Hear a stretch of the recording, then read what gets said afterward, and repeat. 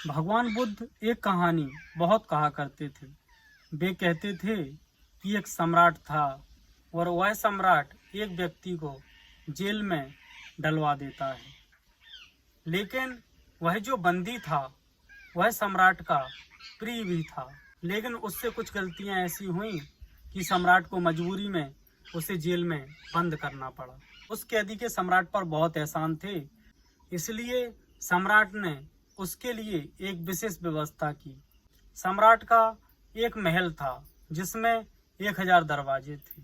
उस महल के 999 दरवाजे बंद कर दिए गए और उस व्यक्ति की आंखों पर पट्टी बांध दी गई और उस व्यक्ति से कहा कि इस महल के 999 दरवाजे बंद हैं, एक दरवाजा है जो खुला है।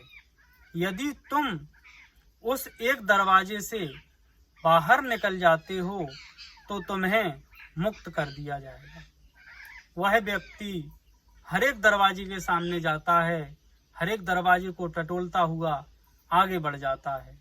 सोचिए आप उस व्यक्ति की हालत क्या हुई होगी जो 999 दरवाजों को टटोलता टटोलता आगे बढ़ता चला जा रहा है। और अब समय आया जब उसके सामने वो एक खुला हुआ दरवाजा आता है। जब खुला हुआ दरवाजा उसके सामने आता है तभी उसके सिर पर एक मक्खी आकर के बैठ जाती है।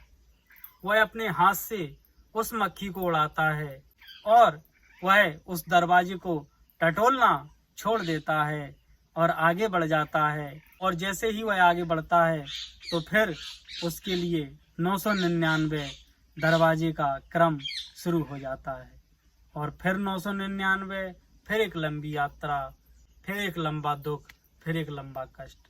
हमें इस बंदी कैदी की कहानी सुनकर इस पर बहुत तरस आ रहा होगा, लेकिन दोस्तों यह कहानी किसी और बंदी की नहीं, हम सबकी कहानी है। हमारे पास भी यह मनुष्य योनि का एक दरवाजा खुला हुआ है जिसके द्वारा हम मुक्ति पा सकते हैं। लेकिन जब हम अन्य बंद दरवाजों को टटोलते टटोलते अन्य योनियों में भटकते भटकते इस खुले दरवाजे इस मनुष्य योनि में आते हैं तो हमारे सिर पर मक्खी आकर बैठ जाती है। और यह मक्खी क्या है? काम, क्रोध, लोभ, मोह, यह धन, यह कामनाएं, यह वासनाएं हमारे जब सिर पर चढ़ती हैं तो हम उस दरवाजे से निकलना, उसको टटोलना भूल जाते हैं। और जब हम उस दरवाजे को टटोलना भूलते हैं, उससे बाहर निकलना भूलते हैं, तो हमारी यात्रा भी उसी कैदी की तरह फिर से शुरू हो जाती है। फिर से वही योनियां, उनमें भटकाव और फिर कष्ट और फिर पीड़ा।